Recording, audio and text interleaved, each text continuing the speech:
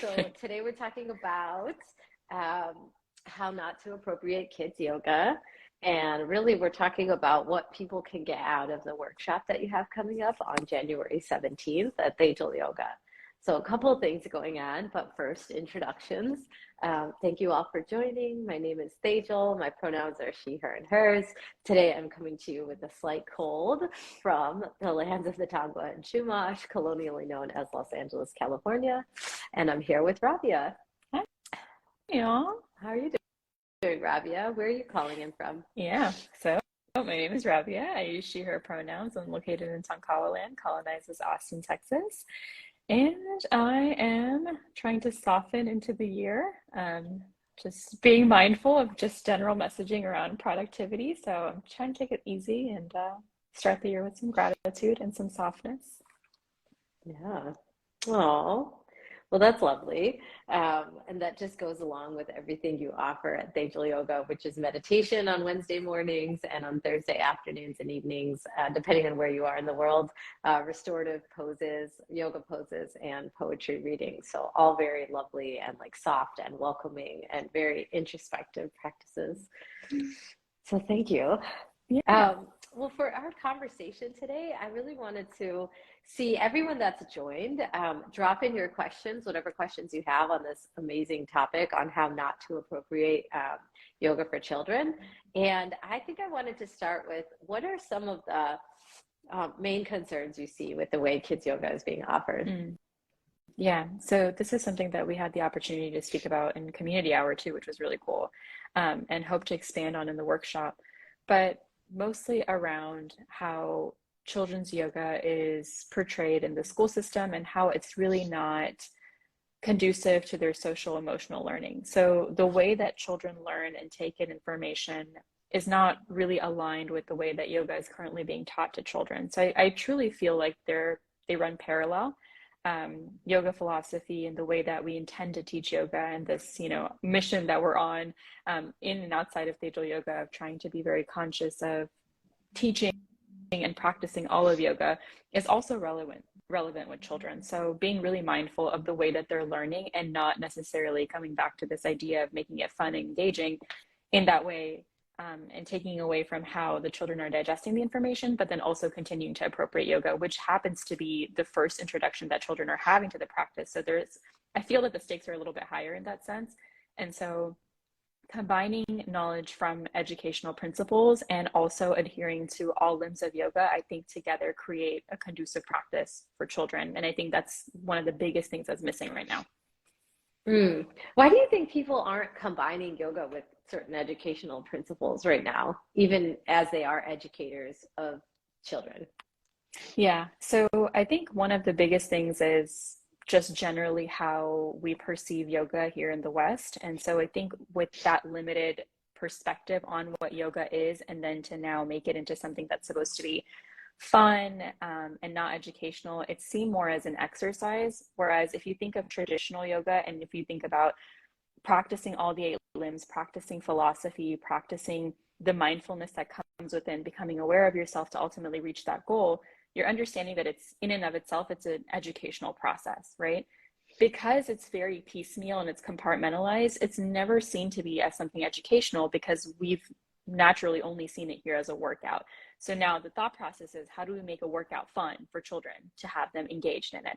But if you think about yoga being educational and you think about education being the core pillar of what children are exposed to, those two make a lot more sense. But I think that happens with first there being a little bit more information and empowerment on the fact that we first need to acknowledge that the way we view yoga is skewed.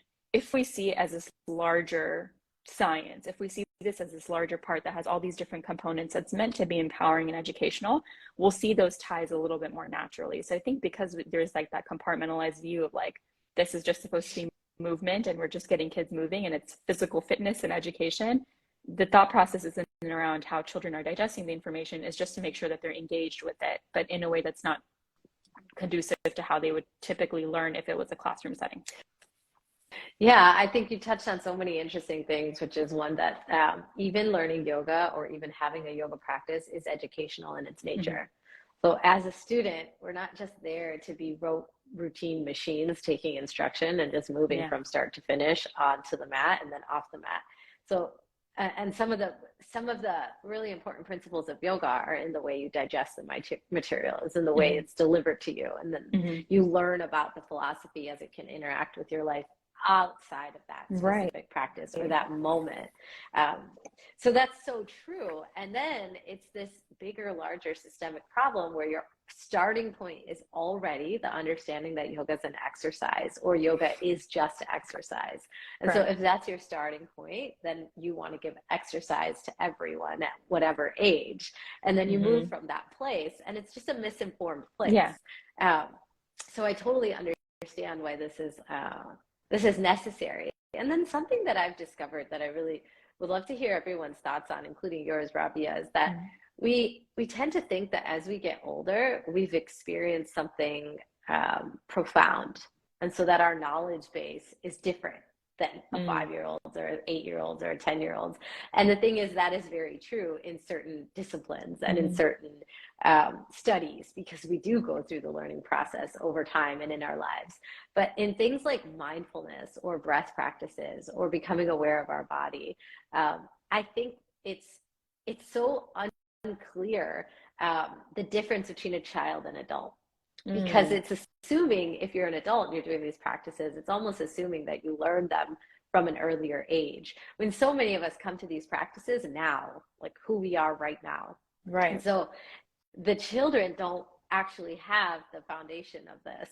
And so what I've noticed is that it's just as important for an adult to learn yoga and mindfulness practices as it is for a child. Because if we're starting with the child, then maybe they do get the opportunity to keep that in their life and carry it on as they get older. But if we start with the adult, it's like you can't assume that that knowledge base is already there. It's kind of the same. It's kind of the same when you look at a yoga teacher who's an adult. There's no real backing to the assumption that they're already very clear on the purpose, function, and processes of yoga. So I think what you're doing is really talking to all levels, like the students and the teachers.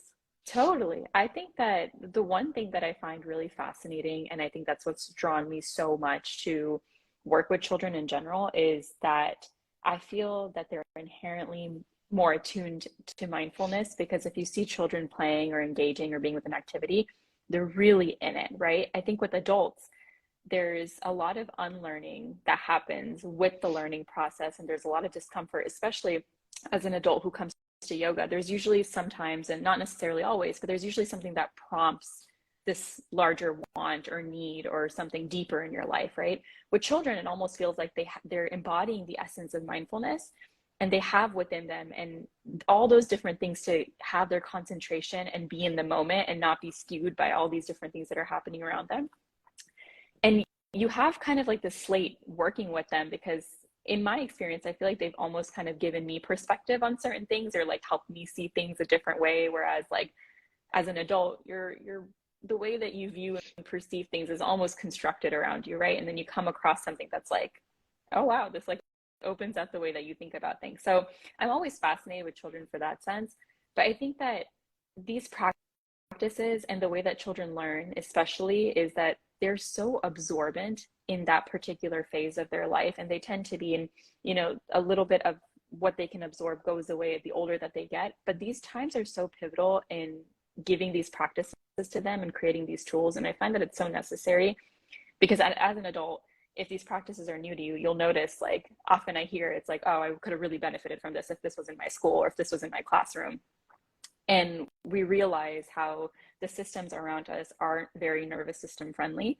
And so I think for me, with like this movement to create more systemic change happens with like giving children these tools. And I truly feel like they're in a space to receive and understand and incorporate more so than adults, because they're so open to learning and understanding and absorbing, and also having their own spin to it as well. And I think that's another way that yoga philosophy works so beautifully with this, is because unlike the way that it is now, or the way that it's become, it's not a one size fits all. It's you kind of take what it is that's really calling to you from the practice and you make it your own. And that's what allows you to deepen your practice over time. And I just think it's beautiful that like we notice these differences in ourselves now if we pick it up as an adult. and have these tools to help with their nervous system. And how amazing is it to have that from the beginning, to be able to deal with all these different messaging that you receive in your life, all the different systems that you're going to be come across. So I think it does cater to both, but I just think it's amazing the way children pick it up and incorporate within their lives. Absolutely. I think that's why it's so important to speak to the educator that is working with the student so that they can understand how the impact will be a journey for the rest of the student's life, which is really with any teacher, they already know that going in, but it's just we've gotten so far away from the true purpose of yoga and labeled it as exercise that almost bridging that just feels really daunting and sometimes near impossible. So Carrie has joined us, fabulous KBW.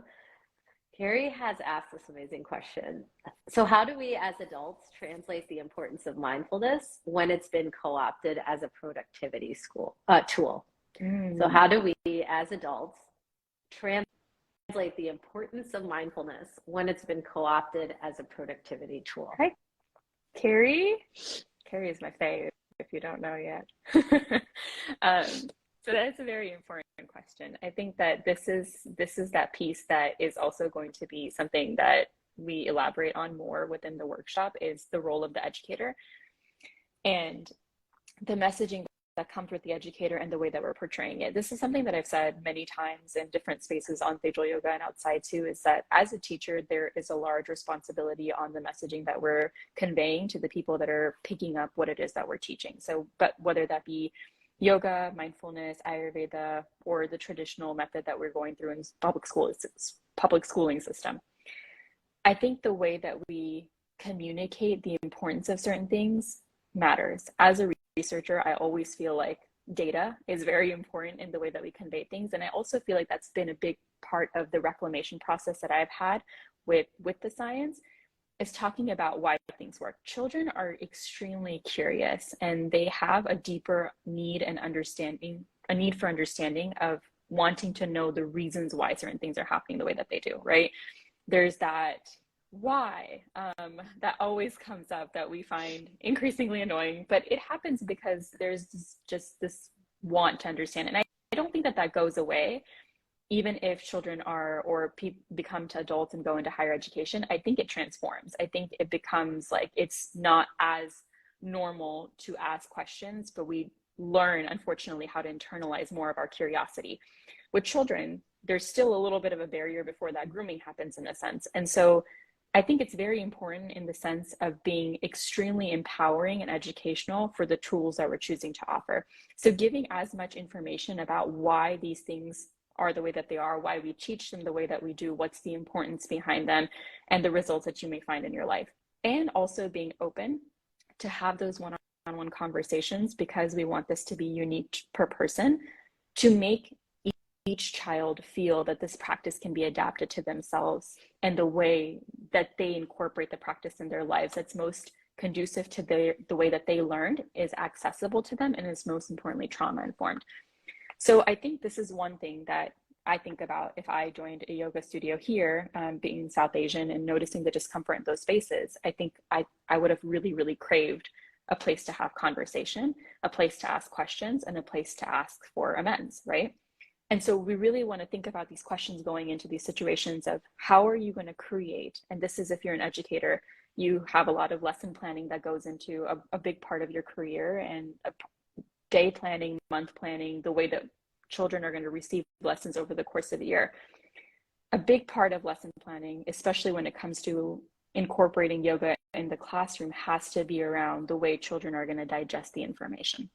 So a lot of those questions we're going to have to ask ourselves around, okay, what could be some curiosity that can come around this? And to take time in those moments where there is general interest around one particular aspect, to allow there to be open discourse and dialogue, because the only way to truly make this practice sustainable, especially for children, is if they understand what they're doing and they're able to work with it and make it their own and see results on their own time.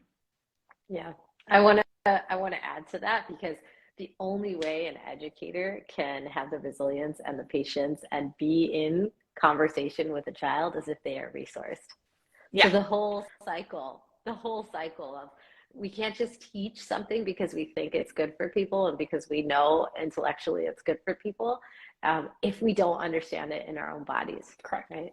And then how does it land if we're trying to offer something and then don't have enough within ourselves to be able to counter those questions, to be able to respond to those questions in kind, and to offer the space that, let's be honest, we wish we had when we were that age, right? Really, a lot of this comes from reflecting on our own childhood and like little Tejal and little Rabia and what would they have wanted, and how can we interact with that, inner child now, and also use that to work with the children that we're working with today. Yeah. So I love everything that you said. And one other thing that I would love to give a lot of importance to, as well as what you're saying, is like give people the understanding, give children the understanding what they're doing is beneficial in a number of different ways, in a number of different benefits, but also have them experience a practice and talk about how it makes them feel.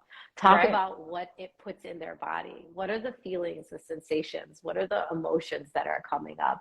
And then being able to work with that as a follow through of the conversation, which, I'm not in the field with you, but if you could speak to a little bit more on SEL as a way to offer practice and to work with students, I think that would be really helpful, as like in the most basic way, like someone like me who hasn't been in the field.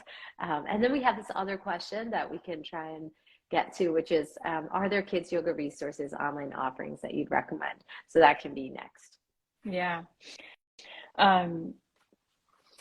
So SEL, for those who aren't familiar, is just an acronym for social emotional learning. So it's a tool and a form of learning, especially if you're an educator or you work with children in the public school system, private school system, Montessori, things of that nature.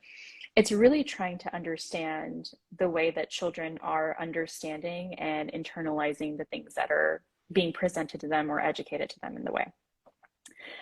And the reason why I think there's such a parallel with how yoga is being taught or should be taught and is currently in the reclamation process being taught is there's a larger awareness outside of the compartmentalization of just learning things and memorizing and without a lack of understanding. So they both work together because they allow for things to surface, and there's space for the surfacing in both of them, right? With yoga, I think the way that we're intended to practice is it's never supposed to be glorious. I think if you've ever gone down the path of mindfulness and truly working through your emotions, it's actually very difficult and can be a struggle. And so as we've continued to learn throughout the years of what makes practices more accessible, what makes practices more trauma informed, the same thing is applicable to children in the classroom, of understanding the way that each child learns and is taking in the information. And there's been a bit of an evolution of just making sure that children are digesting and regurgitating information to now understanding the relationship of children to the information that they're taking in. So both of them bring awareness to things that can come out from taking in a certain practice. So not necessarily coming in that this is good for you, but what's your relationship with what's being presented to you, and having a larger awareness on that. Most importantly, because these are what makes the practices sustainable. There's many things that you and I, Tejal, can think of that we learned in school, that we learned for learning's sake and have no use of now and live rent-free in our mind, and not even sure if I fully understood some of the methods that I learned, right? So I think as we're on the cusp of evolution of how children are learning and becoming more mindful of that and employing these strategies in the classroom, I think this makes it such a special time to now incorporate yoga the way it's intended to, because that same parallel exists within yoga philosophy and the way that we're having a relationship with the practice itself. So that's a little bit about what that means and more of like how they go together. But of course, like we'll expand on that exponentially in the time of the workshop together too. Yeah, great. There was that other question about wondering what are some resources or online offerings that you might recommend for kids yoga. So to be really honest with you, I think I'm still looking for them. I have had an interesting relationship with trying to understand, and I think that's what's prompted this conversation with you and I, which was like, I think sometime last year, and now it's evolved into this larger conversation around like, okay, like how do we bring more awareness on this? Has been because of more of my curiosity on where do those resources live and how are they working in the way that I'm projecting them to do with that parallel of education and yoga and to be trauma informed and to be accessible. And to be honest, in this very moment, I don't think that I have found something that truly adheres to that in the way that children are learning.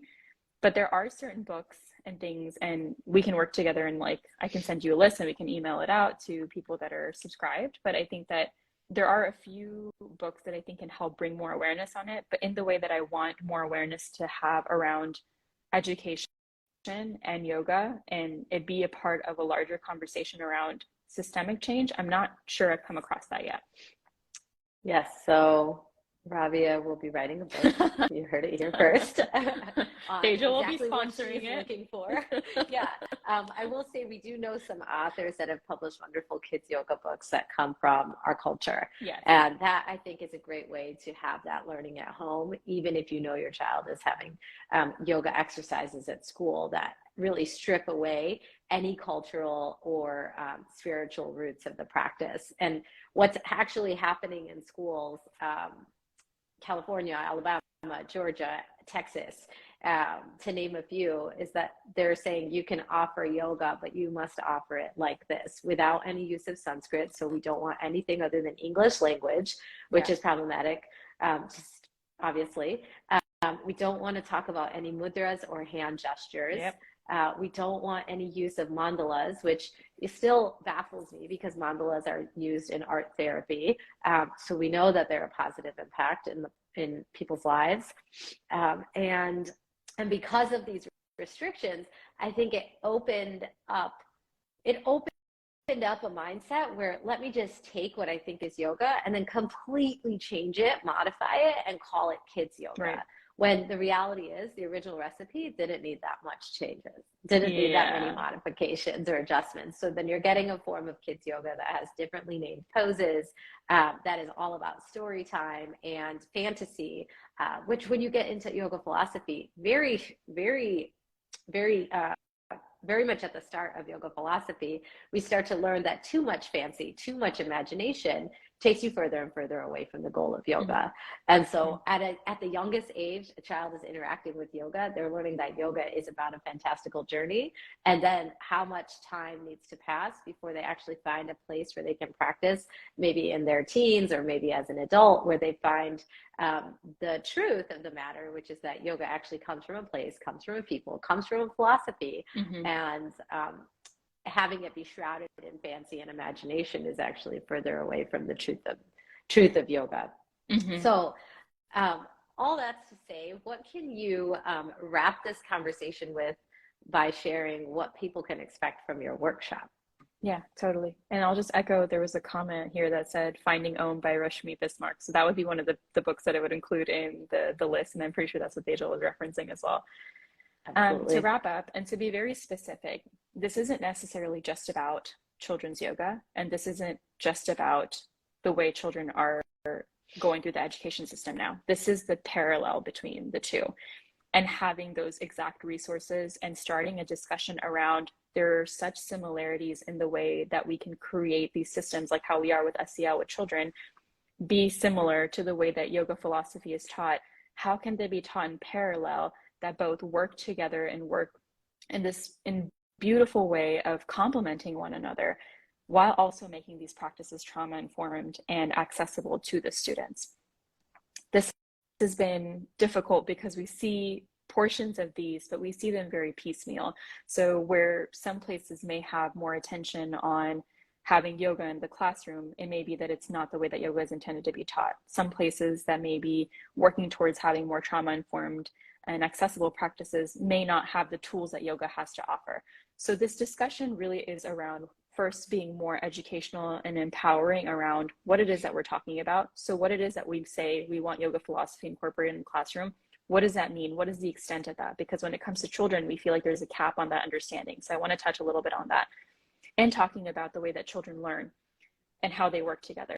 Tejal brought up a really great part of fantasy and imagination, which is going to be a huge part of the discussion around what we think children ingest and really how the way their development works and what they're really craving in that moment, and how, again, the two of them work together. So one, I feel like it's going to be really important to just talk about some of these things and what they mean and really define the terms of what it is that I'm meaning to discuss. And then to open up a larger dialogue around, and maybe even a brainstorm around, how do we work together to create these changes in the classrooms so that we're equipping these students with the tools that they need in the way that they learn and accessible to them to make these practices sustainable and equip them for all the systems they're to face outside the school system. That's a larger discussion.